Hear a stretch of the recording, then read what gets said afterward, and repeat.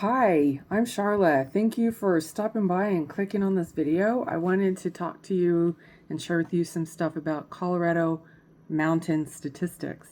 And so, as general elevation here in Colorado, it is higher than any other state in the Union. We are landlocked, like Hawaii has a big volcano.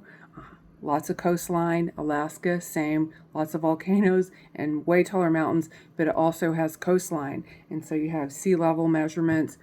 Don't have that here. So there are 5,900 plus named mountains, and there's 54 to 58 that are above 14,000 feet. And that is so cool. That the reason why anything is not exact, like is it a peak? Is it not a peak? For example, there is a thing called a massif, MASSIF, and that is an uplift, generally speaking, of like let's use the Teton Mountains as an example. They are the most photographed mountain range. It's so beautiful there. I have family that lives really close in Teton Valley, and it's just so gorgeous. And so those mountains are on an uplift, a massif with an F, and then there's several peaks on that, and those are named. And so the massif is the uplift, and then there's individual peaks. And so there's a lot of that here in Colorado, and they're all like crammed together and smushed and whatnot. And so there's a lot of question and just debate as to whether it's this peak or that peak, or if it's all one peak, because there's a massif with several peaks, and it's just and that's okay. It's arguable.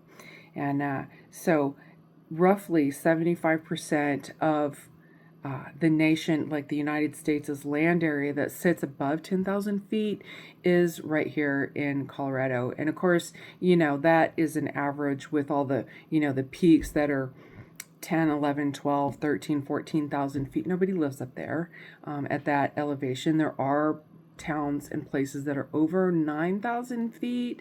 I think Breckenridge and its ski resort is at 10,000 feet, but it's really rare that people live at that elevation. Most people in Colorado live in the Front Range from Pueblo up to Fort Collins. And so, yeah, we have lots of tall peaks and lots of fun stuff.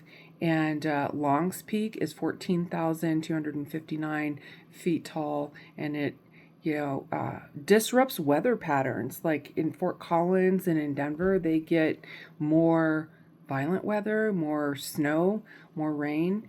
And it's not like significant, but we notice it because we're like, oh, well, it's raining in Denver. Why isn't it raining here? That kind of thing. And the mountains disrupt and cause, weather patterns, weather eddies, that kind of thing. And so fun stuff, neat stuff. I hope you have a marvelous evening. And there's so many beautiful things to see in the state of Colorado. So vacation here and have a great night.